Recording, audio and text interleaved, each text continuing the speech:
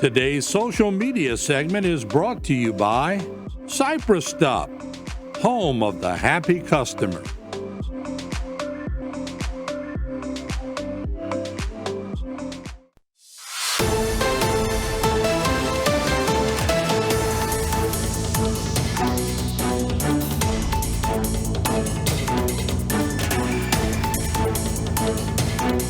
Good morning to everyone. I'm glad that y'all can make it. Even though we have a small population, it'll still work well. Actually, what it is, it's a patriotic holiday is what it is. And this is Memorial Day, originated at the close of the Civil War, and therefore, American Legion Post should recognize the veterans of earliest war. Now, if everybody would stand, we'll say the Pledge of Allegiance to this flag. Pledge allegiance to the flag of the United States of America and to the republic for which it stands, one nation, under God, indivisible, with liberty and justice for all. We are sitting at half mast to honor our fallen veterans. Let us pray. Almighty God, giver of all victories, we thank you, D, for the opportunities which abide in our land, thy guidance in our hour of peril, and thy tender love in times of need. Help us remember with reverence, valor, and devotion our departed comrades, not only those whose bodies consecrate our country, soil, but also those who sleep beyond the seas and others. Tribute to veterans of all wars. Good morning, everyone. Thank you for coming out. My name is Rick Forehand. I'm the District 3 Area A Commander. I watch over these posts, keep them up and going, to be able to make everyone, all civilians, aware of the military and people that were in it. I just want to say a few words about Memorial Day, and it's being observed nationwide for all of our fallen that are no longer here with us. And at this time, I would like to recognize any families here that have lost a loved one in a war or after. Anyone here? There's too many to, it was Raul Orsimo, Howard Orsimo, Murray Orsimo. There's too many. That was my grandmother's brothers. And then my grandfather had people also. I just don't remember their names. That's quite all right. We want to recognize you because the families were a big support of the veterans, whether they're here now or have already passed. And at this time, I would like to dedicate these to the families. My dad, Gus Maurice Sr., he was in World War II, and he made it through, but he finally passed. And I'd like to say things about him also. Thank you. Thank you, Gus.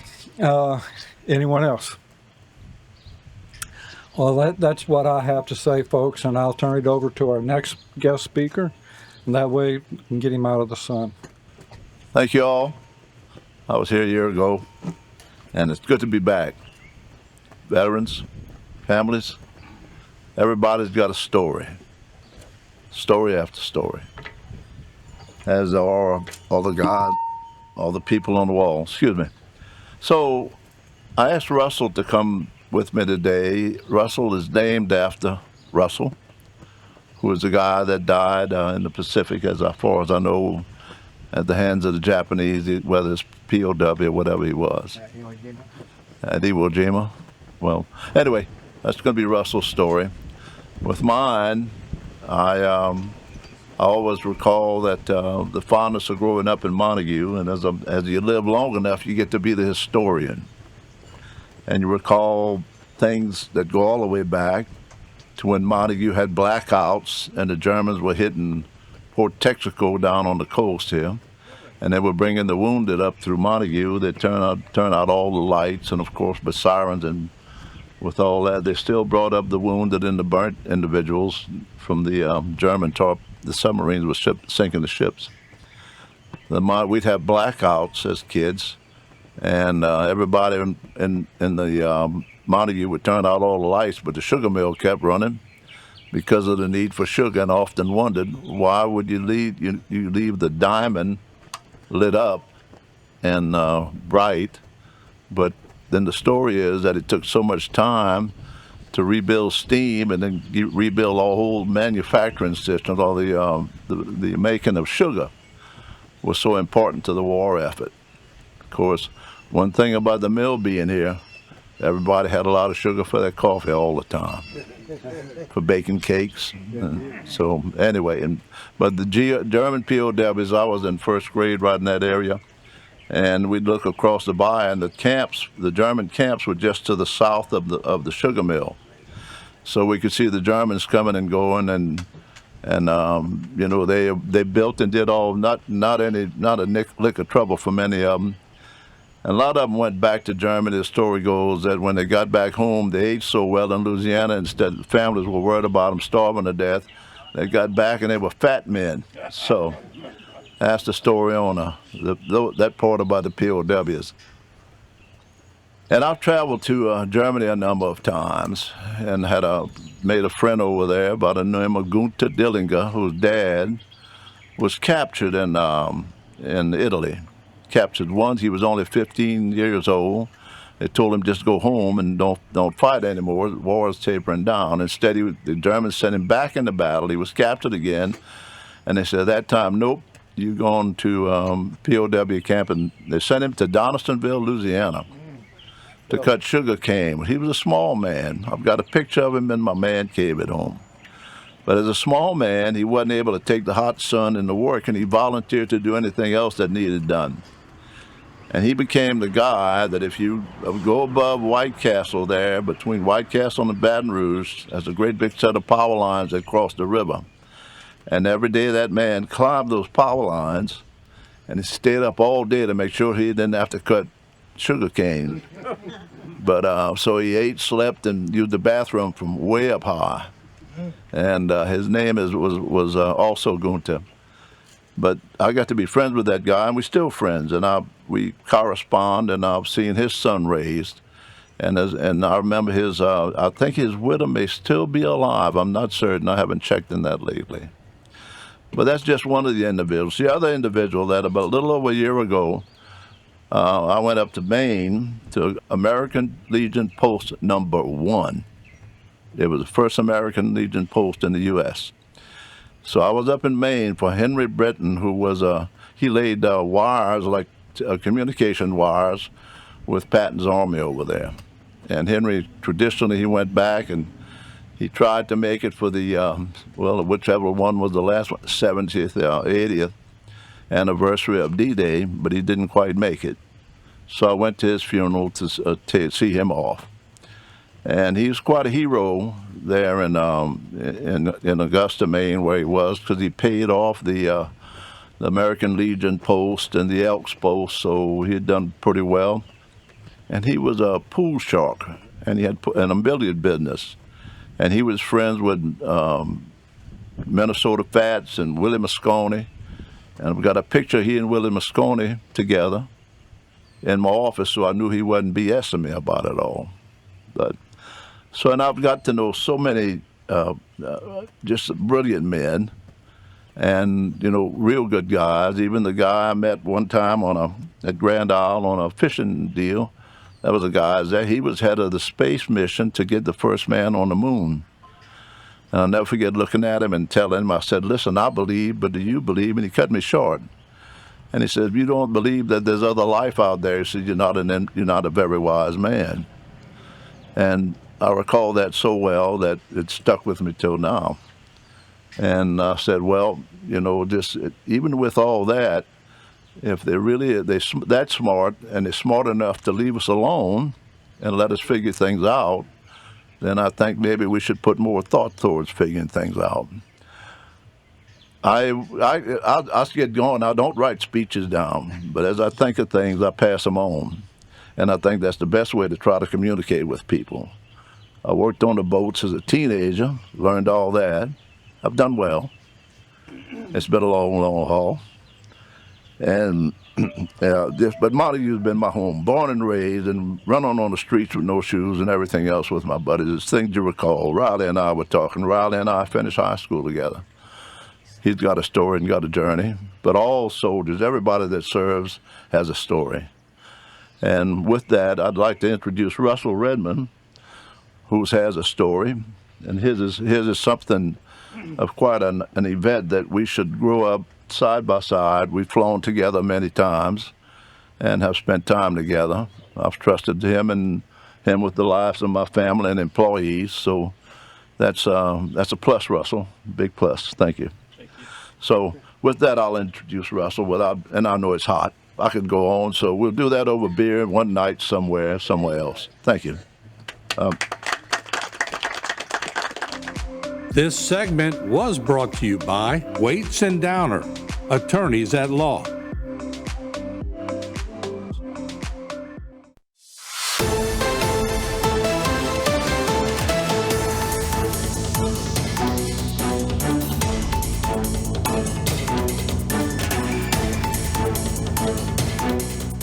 I guess it's unusual to say that my name is Russell Redmond, and here there's a monument behind me with my name on it already.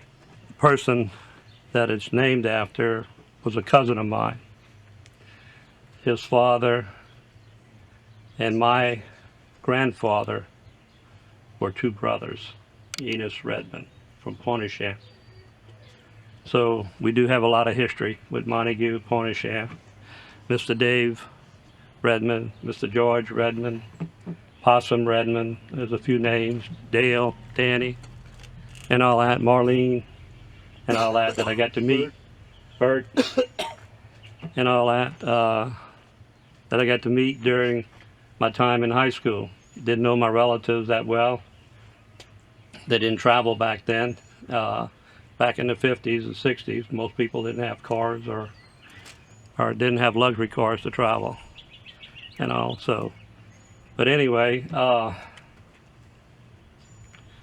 to pay homage to Russell Joseph Redmond, born March 15, 1921. He was the son of Renee and Laura Odimont Redmond. He had two brothers named Norman and Raymond. Raymond was also known as Billy. He had three sisters, Velma Pinell, Eunice Rogers, and Eula Leonard, Ivy Leonard's husband. Russell joined the Marine Corps January 8, 1940. Service number was 280109. He deployed June the 20th, 1940 on the USS Lagenhan and arrived in Shanghai, China in June of 1940. He was promoted to PFC May 2nd, 1941, while he was in Shanghai. PFC Redmond arrived in the Philippine Islands on November 28, 1941. Now, this is documents that I've been pulling from his service records that I was able to obtain and everything from the military through the family. And a name along the pole was where he docked at. And I'll get back to that name a little later. He joined Company B, 1st Battalion, 4th Marines. He was reported missing as a POW June the 19th, 1942. After he was a POW for 17 months from the time he was captured till the time of his death. After the fall of the Philippines in 1941, American POWs initially were kept in a filthy, crowded camp near Manila in the Philippines. Over time, the majority of these POWs were transported to other parts of Japan, wartime empire, to serve as slave labor.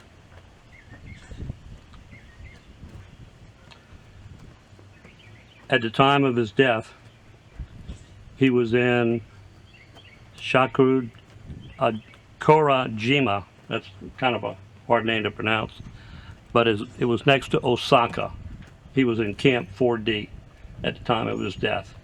And this was reported by another Marine that I found paperwork at the time of his death and all that.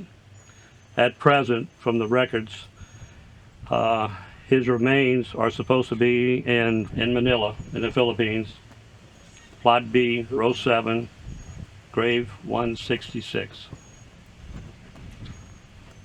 So, how do I bear his name? Norman, his brother, and my dad were close friends. My dad's name was Charlie Redmond and all that. My dad served in World War II. He was in medium tanks. He was a gunner and a tank driver. He served in the Battle of the Bulge, after the day of Normandy, the cleanup and everything. Upon his discharge, which we found later, he was also awarded the Bronze Star. So my dad was fortunate to return from the war and all in 1945. 1946 is when I came to be born. Since his close ties with my cousin Norman, Russell's brother, I have to think that I bear his name in honor of him and all. So 20 years later, out of high school, not knowing the history of Russell, his time in service, what branch of service that he served in, or anything, I joined the United States Marine Corps. Went to San Diego, same place that Russell went, and all that, through basic training. Went to Camp Lejeune after that, served time there, made a Mediterranean cruise for 6 months, all through the Mediterranean and all that. Came back, spent 3 months with my wife at that time, which was the only time we had together in 2 years from our marriage due to the military. Received orders to Vietnam, and I was sent to Da Nang Beach in Vietnam, Red Beach. From there, I ended up on a hospital ship as administration chief liaison for patient affairs. Now, the unusual thing is I got to go to the Philippines because that's where we did our refueling and repairs and stuff like that. After a ship is on sea for a month or 2 at a time, it has to acquire maintenance. So we used to go into Subic Bay and all. I was able to visit the Philippines 5 times, everything while I was in Vietnam. And Olongapo is also a little town, haven, right outside of Subic Bay, which is where Russell had embarked upon, 25 years earlier and all. Several of the trips that I was there, I had to transport remains to Clark Air Force Base in Manila. Little did I know at that time that Russell was buried there. Had I known, I would have made all kind of efforts while I was there to visit his gravesite. So my time in the military encouraged me I was in helicopters off and on and everything. Took a picture one day, 2 pilots up front, and had to make the remark, you know, if I was sitting up there, they wouldn't be shoving me out the back door. Yeah. And all that. So that gave me my inspiration. And my cousin Norman, again, Russell's brother, and all that, used to fly model airplanes and all that, controlled. And one day, as a kid, a young kid, he dropped all his model airplanes because every time I go to his house, I'd admire his airplanes. So he dropped them all at my house one day and said, "Here, give that to Russell." So I don't know if that was the start of it to get me into aviation and all that. And then being in Vietnam and wishing, you know, I was up front instead of in the back and all. But anyway, I got back out of the service. 1968 was when I returned home. 1970, I started my aviation career. And I started a family, started a company called Redmond's Monument Company and all that. So I did my career in the monument company for 40 years and then turned it over to my nephew and everything so he can continue the legacy of Redmond's monument. And this monument behind you today was erected by my nephew, post 272. So a lot of coincidences keep coming back. I had a successful career in aviation for the last 55 years. I had the pleasure of flying Mr. Dickey and his family on numerous occasions. I am a flight instructor.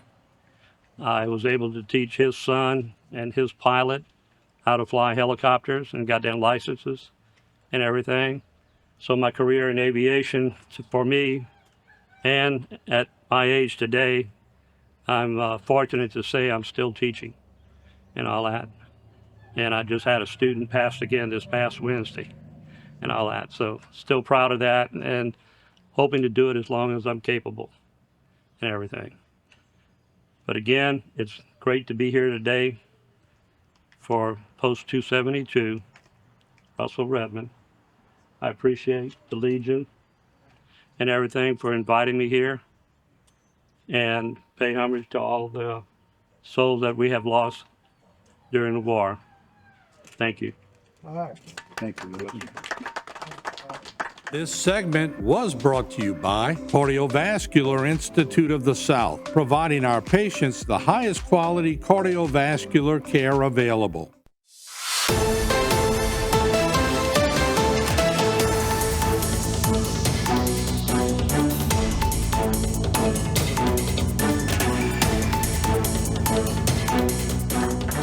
I appreciate both of y'all commenting on everything that your interesting situations that y'all been in. Next person we have up is Riley Grove. He's from the Regional Military Museum in Houma. He's the president. Yeah. You finally graduated. Want me to get your stool to stand up? No, I can jump up and down. Okay. Well, my name is Riley Gros. I'll spell it G-R-O-S because I reside on Bayou Black. And they got so many brews there that they always say Gros or Brew. So I'm president and CEO of the Military Museum. It's called the Regional Military Museum Foundation. The museum is actually owned by the taxpayers of Terrebonne Parish. We operate that museum on 1 paid man and 60 volunteers. If it wouldn't be for the volunteers, we wouldn't have a museum. But if you haven't been there, I invite y'all. There's a lot to see. We have a lot of history. We have the history of the Germans there. But Memorial Day, what is Memorial Day? Memorial Day was originally known as Decoration Day. and it is one of the federal holidays in the United States for honoring and mourning the U.S. military personnel who died while serving in the United States Armed Forces. It is observed on the last Monday of May. Now, when I say recognize and mourn, they don't necessarily have to have been killed or died in the army. Or, I mean, in the military. Like myself, I went in '61, got out in '63. I was in a classified communication compound in Cambodia. I never made it. I never made it to Vietnam, but I was right next to it doing messages to the Pentagon and the White House to let them know what things were going on. The first national observance of Memorial Day occurred on May 30th, 1868. The Department of Veterans Affairs credits Mary Ann Williams with organizing the idea of putting flowers on graves of Civil War soldiers, Union and Confederate. Today, a lot of people just put small American flags. Now, we're going to have, when I say we, the museum, the Regional Military Museum will have Memorial Day Monday. The museum will open at 10 o'clock. You can come in. No admission is necessary. It'll be free. At 2 o'clock, we're going to start naming the people that have brought their names to us that have passed away and ringing the bell. At 3 o'clock, you're going to have the taps going to be played, which is going to be all over the United States at 3 o'clock. So I invite y'all to come here and tour your museum. Now, I have a proclamation from the city of Houma, parish of Terrebonne. Whereas each May, we honor our veterans who have died for their patriotism and commitment to our country, which have provided for many of the freedoms and opportunities we cherish today. And whereas we remember those who died during times of war with admiration of their valor and reverence for their ultimate sacrifice in the name of protecting their families, friends, and communication. And whereas it is our obligation to ensure that those no longer with us who served our countries are recognized for their selflessness and their dedication to the provisions of the health and well-being of others. Now, therefore, be it resolved by the Terrebonne Parish Clerk Council on behalf of the parish president, Jason Bergeron, and the entire Terrebonne Parish Consolidated Government, that the day of May 27, 2024, be hereby proclaimed as Memorial Day in Terrebonne Parish.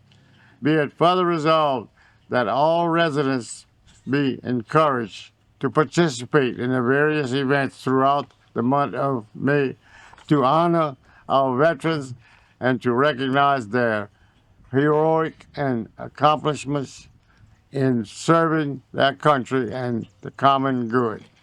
Now, you know, when you go into service, I got drafted in 1961. You get a letter from Uncle Sam, and that's what it says. Uncle Sam wants you. Be at the courthouse at 4 o'clock in the morning with 2 changes of clothes.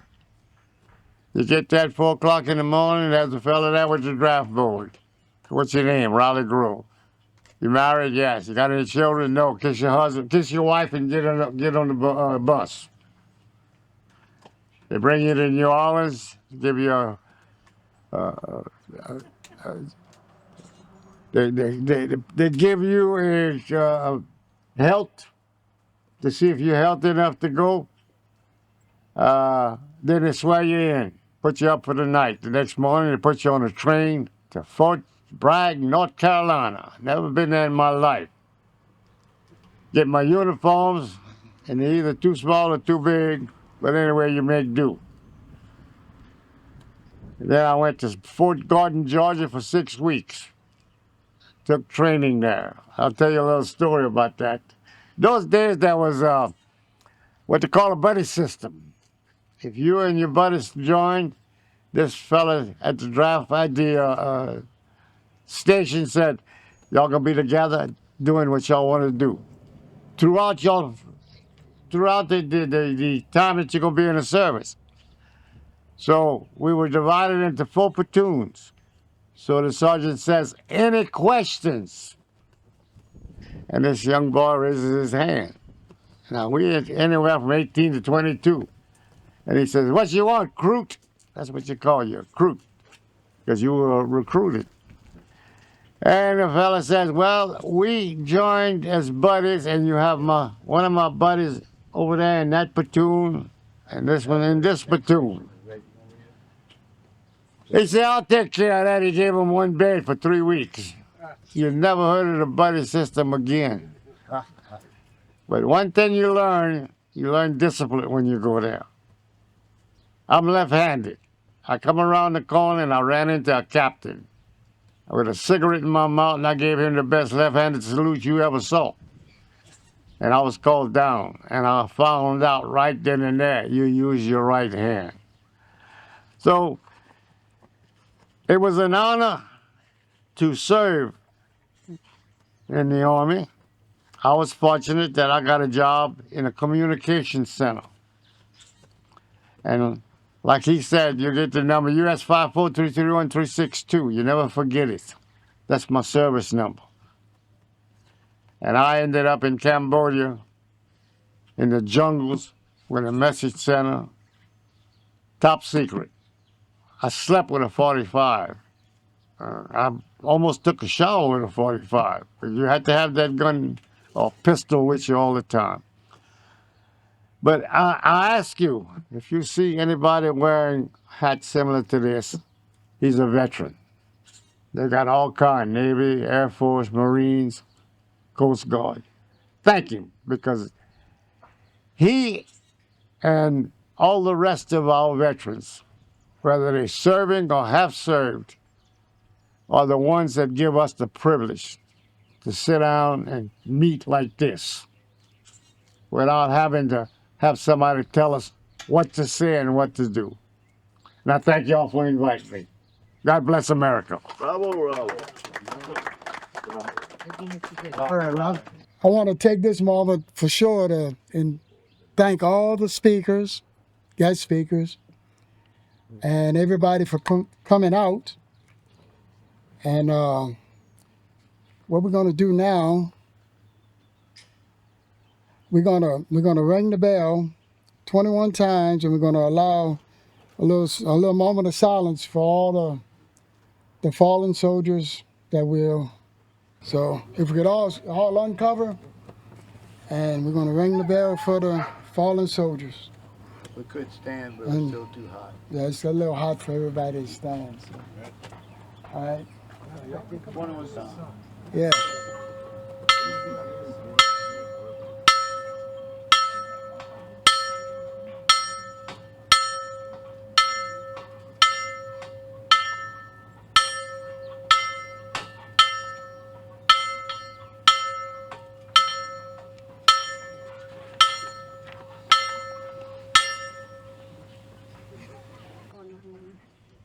Just want to thank everybody for coming today.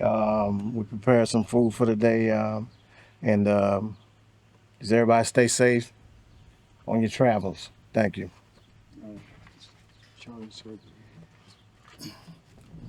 I also want to thank Darren Billiard. We call him Dulac, and he's the one back there getting all the food together, him and my wife. So we have some refreshments. And we have a few goodies that everybody can just grab you some food, and we're going to have a little fellowship inside the building at this moment. So I'd like to thank everybody for coming out, and y'all all have a safe day. This segment was brought to you by A.J. Doman Chevrolet. We say yes when others say no.